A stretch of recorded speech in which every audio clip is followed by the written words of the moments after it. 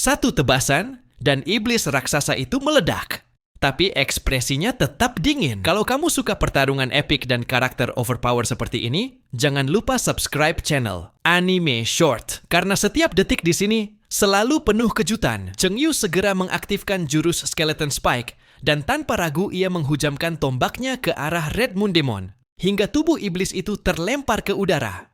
Tanpa menunggu waktu, Chengyu langsung memicu skill Explosion. Dentuman hebat mengguncang seluruh arena, memekakkan telinga, dan menyapu debu ke segala arah. Dari kejauhan, Chengyu hanya menyaksikan dengan tatapan dingin. Namun sesuatu yang tak terduga terjadi. Red Moon Demon tiba-tiba menyelinap ke bawah tanah, mencoba melarikan diri dari maut. Melihat hal itu, Chengyu tak tinggal diam. Ia segera mengaktifkan cincin bintang beracun, dan dalam sekejap, kabut ungu yang mematikan menyelimuti seluruh medan tempur. Detik berikutnya, tubuh Red Moon Demon terseret paksa keluar dari perut bumi, meraung kesakitan. Tapi apakah iblis sekuat itu akan menyerah begitu saja? Tentu tidak. Kedua kekuatan maha dahsyat bertabrakan tepat di tengah medan, dan bumi pun bergetar hebat seolah akan runtuh. Namun anehnya, wajah Chengyu tetap setenang air yang tak bergelombang. Apakah itu teriakanmu? Tapi mengapa justru terdengar seperti musik yang menenangkan? Dengan santai, Chengyu melemparkan beberapa mayat ke tengah arena, dan suara ledakan besar kembali mengguncang langit. Mo Yun yang menyaksikan dari sisi lain hanya bisa membelalakkan mata, nyaris tak percaya dengan apa yang dilihatnya. Itu dia Chengyu yang masih sama seperti dulu, menyelesaikan pertempuran dengan satu serangan penghancur. Dan pada akhirnya, Red Moon Demon tewas. Chengyu pun memperoleh 2,6 juta poin pengalaman dan 10. Mengapa pasukan kita terus-menerus kalah belakangan ini? Cepat, periksa apa yang terjadi di medan percobaan abadi. Patuhi perintah Raja Agung. Tak lama setelah perintah itu dikeluarkan, kabar dari Eternal Trial Field pun tiba. Seorang pengintai bersujud dan melapor. Raja Agung, semua kekacauan di Eternal Trial Field disebabkan oleh satu orang, dan nama orang itu adalah Chengyu. Mata Raja Naga langsung menyala garang. Dalam sekejap, ia menghancurkan gelas anggur di tangannya, hingga pecah berkeping-keping. Dengan suara penuh amarah, ia berteriak, "Kerahkan semua prajurit naga di Eternal Trial Field! Bunuh Chengyu sekarang juga! Prajurit naga tidak boleh mati sia-sia! Biarkan manusia menebusnya dengan darah!" Di tempat lain, Alice tengah berlutut di hadapan Raja Sukubus, menyampaikan hasil pertarungan. "Tuan Raja, kami gagal. Setan bulan merah tidak berhasil membunuhnya." Raja Sukubus tetap tenang. Tak ada amarah, tak ada bentakan. Ia hanya bergumam, "Tak kusangka, bahkan setan bulan merah pun tidak mampu." Kemudian, ia melanjutkan dengan suara rendah namun tajam, "Pergilah ke bagian terdalam area tengah. Sampaikan perintahku kepada orang-orang di sana. Perintahkan mereka untuk membunuh Chengyu. Hancurkan dia. Bahkan lebih penting daripada mendapatkan rune asli itu." Sementara itu, di sisi lain, sebuah simbol bercahaya muncul di punggung tangan Chengyu. Rune asli. Itu adalah pertanda bahwa proses fusi telah sepenuhnya berhasil. Kini, ia bisa merasakan lokasi ruang asli yang tersembunyi di kedalaman dunia ini. Efek dari rune itu luar biasa. Setelah diaktifkan, semua atribut dasar dari prajurit dan makhluk yang dipanggil oleh Chengyu akan meningkat 2 kali lipat dalam waktu 30 detik. Tak hanya itu, kerusakan dari setiap serangan akan meningkat 5 kali lipat. Namun ada satu syarat, kemampuan itu hanya bisa digunakan kembali setelah 1 jam. Sayangnya, lokasi ruang asli kali ini berada di tingkat bawah, tempat yang tidak bisa dijangkau dalam waktu singkat. Yang lebih rumit, lokasi itu selalu berubah-ubah setiap kali muncul. Setiap kali kita mau turun, 9 rune asli akan dijatuhkan secara acak. Masing-masing memiliki kekuatan unik dan keterampilan khusus. Itulah sebabnya setiap rune selalu diperebutkan oleh banyak pihak. Mo Yun yang berdiri di samping tampak bingung, lalu bertanya, "Chengyu, apa yang kau dapatkan dari rune asli itu?" Dengan sorot mata tajam, Chengyu menjawab tanpa ragu, "Dalam waktu 30 detik, atribut dasar dan kekuatan serangan milikku, termasuk makhluk-makhluk yang kupanggil, akan melonjak drastis. Tampaknya, kemampuan dari rune ini memang menyesuaikan diri dengan profesi pengguna." Namun entah kenapa, Chengyu merasa ada yang aneh. sebuah firasat yang terus mengganggu pikirannya. Rune ini, mengapa terasa begitu familiar?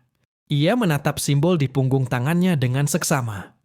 Semakin lama ia memandangi, semakin jelas satu gambaran muncul di benaknya. Bintang. Ya, ini bukan sekadar simbol. Ini adalah bintang yang sangat ia kenali. Dan perlahan-lahan, gambaran lain mulai bermunculan, meluap seperti banjir kenangan. Pemandangan biru kehijauan, gugusan galaksi muncul di benak Cheng Yu. Kenapa di dunia ini? Ia melihat tata surya yang mengambang dalam pikirannya, di bawah langit berbintang lain.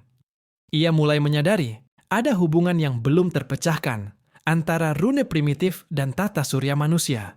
Tiba-tiba, Mo Yun yang berdiri di samping menatapnya dengan bingung. Cheng Yu, apa yang sedang kau pikirkan? Jangan bilang kau sedang mencoba mempelajari rune primitif. Mo Yun menggeleng. Jangan coba-coba, rune primitif terlalu luar biasa. Selama bertahun-tahun, banyak tokoh tingkat dewa mencoba memahami seluruh rahasianya. Tapi hingga hari ini, tidak satu pun yang berhasil. Rune itu terlalu misterius. Menurut legenda, rune primitif mewakili keseluruhan tata surya. Maka, tidak mengherankan jika manusia biasa tidak mampu memahaminya. Tapi Cheng Yu berbeda. Ia tidak pernah berhenti percaya. Hanya ketika misteri rune primitif terpecahkan, barulah hidup ini terasa utuh. Apakah di dalam ruang asli nanti akan ada lebih banyak petunjuk tentang bumi? Tentang asal-usulnya? Cheng Yu ingin masuk ke sana sekarang juga, namun sayangnya, ruang asli kali ini muncul di tingkat bawah dunia, dan hanya bisa dimasuki setelah mencapai level 70. Ia mendesah pelan. Apa tidak ada cara lain? Mo Yun yang berdiri di samping segera berbicara cepat. Cheng Yu, sebenarnya ada satu jalan. Di tengah area inti terakhir, ada sebuah lorong yang mengarah langsung ke tingkat bawah dunia ini. Ia menatap Cheng Yu serius. Namun, di ujung lorong itu, ada satu bos yang menjaganya. Jika kau ingin masuk, kau harus mengalahkan makhluk itu. Tapi ingat, bos itu berada di level 68. Hingga kini, dialah satu-satunya cahaya penjaga yang belum terbunuh di Eternal Trial Field. Mo Yun melanjutkan dengan nada murung. Banyak orang kuat telah mencoba, dan semuanya gagal. Bukan hanya gagal, mereka bahkan kehilangan banyak rekan, terluka parah, dan tak pernah kembali. Ia lalu menatap Cheng Yu, seolah menyampaikan peringatan terakhir. Karena itu, aku menyarankan, tunggulah sampai kau mencapai level 70 dan menyelesaikan transformasi ketiga. Ruang asli tak akan lari kemanapun, tapi nyawamu hanya satu. Belum sempat Cheng Yu menjawab, beberapa sosok tiba-tiba muncul dari balik rimbunnya pepohonan di hutan samping. Di barisan terdepan, seorang pria berambut pirang, tampan dan percaya diri, melangkah maju. Ia tersenyum dan berkata dengan angkuh, "Wanita cantik, namaku Claude. Aku melihat kalian mendapatkan rune asli. Karena itu, aku datang untuk melindungimu." Namun Mo Yun langsung menjawab tanpa ragu, "Kami tidak butuh perlindunganmu." Tapi Claude tidak mundur. Ia tetap berdiri tegak dan menatap Cheng Yu dan Mo Yun. "Nona, ini serius. Rune asli akan menarik banyak iblis dan naga ke arahmu. Mereka tidak akan berhenti sebelum mengambilnya darimu." Namun sebelum suasana memanas, suara lain bergema dari belakang. "Kami tidak membutuhkan perlindunganmu, Claude. Ini wilayah Kekaisaran Shengxia." Semua orang menoleh. Yang datang adalah sekelompok petarung berpakaian mencolok, dipimpin oleh seorang pria tenang dan berwibawa. Mereka adalah parti penyerang bos dari Guild Jialan. Melihat ini, Mo Yun mendekat dan berbisik kepada Cheng Yu. Mereka dari Guild Jialan, salah satu guild terbesar di Kekaisaran Shengxia. Mata Claude melebar. Ia mengenali pria itu, Jiang Wenshan. Dengan enggan, Claude mundur perlahan, beberapa kali, sebelum akhirnya pergi. Namun sebelum menghilang dari pandangan, ia sempat menoleh dan menunjukkan ekspresi ketidaksenangan yang jelas. Jiang Wenshan dengan langkah santai menatap Cheng Yu dan berkata perlahan, "Holy Spirit Summoner level 41, luar biasa. Itu profesi legendaris tingkat menengah." Ia lalu menoleh ke arah Mo Yun dan melanjutkan, "Dan kamu, Necromancer level 30. Profesi seperti itu sangat langka dan berbahaya." Mendengarnya untuk pertama kali, Jiang Wenshan hanya bisa terpaku. Tapi ketika matanya melihat medali di dada Cheng Yu, Tubuhnya seketika kaku, wajahnya berubah drastis. Ia terkejut, nyaris tidak percaya. Namun tak butuh waktu lama, ia segera membungkuk dan berkata dengan hormat, "Letnan 2 Bintang 9, Jiang Wenshan, memberi hormat kepada komandan." Jiang Wenshan dulunya adalah seorang prajurit, namun telah pensiun karena alasan pribadi. Ia tahu betul betapa berbahayanya tempat ini, maka dengan suara mantap ia menambahkan, "Tempat ini sangat berbahaya, Komandan Cheng Yu. Biarkan kami para saudaramu yang melindungimu." Namun saat kalimat itu meluncur dari bibirnya, dia baru sadar ada yang tidak beres. Cheng Yu bukan orang biasa. Dia sudah berpangkat kolonel. Mengapa seseorang sepertinya butuh perlindungan dari mereka? Seolah menyadari dirinya keceplosan, Jiang Wenshan buru-buru mengubah kata-katanya. "Bukan begitu. Maksud saya, komandan hanya butuh bantuan kecil dari kami." "Ya, hanya bantuan," katanya terbata. Kebetulan Cheng Yu memang sedang mencari kabar tentang God's Chosen Sacred Realm. Maka ia bertanya langsung, apakah Jiang Wenshan pernah melihat kemunculannya akhir-akhir ini? 4 hari lalu, alam rahasia itu muncul sekitar 100 mil ke arah depan. Cheng Yu segera mengucapkan terima kasih, lalu berbalik pergi bersama Mo Yun. Namun langkah mereka terhenti ketika Jiang Wenshan tiba-tiba memberi isyarat dengan tangan agar mereka menunggu. Kening Cheng Yu sedikit berkerut. Ia dan Mo Yun saling berpandangan, bingung. Tapi saat mereka melihat wajah Jiang Wenshan yang mulai dipenuhi keringat dingin, Cheng Yu pun menyadari sesuatu yang janggal.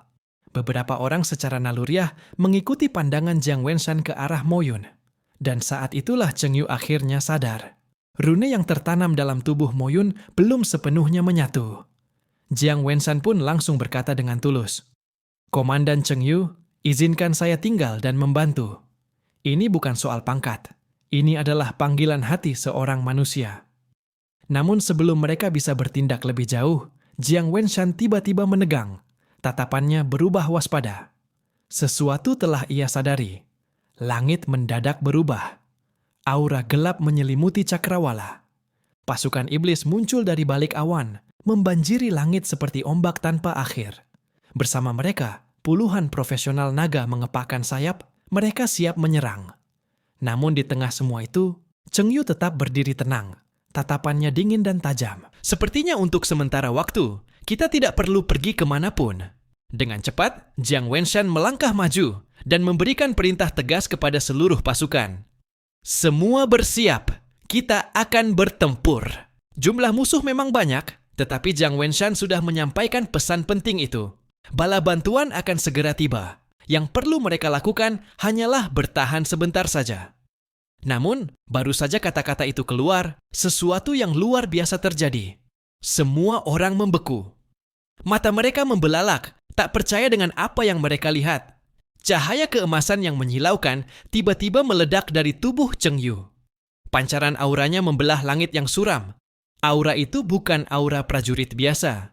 Itu adalah panggilan dari seorang pemimpin sejati. Suara yang tenang, namun menggema, keluar dari Cheng Yu dengan wibawa tak tertandingi.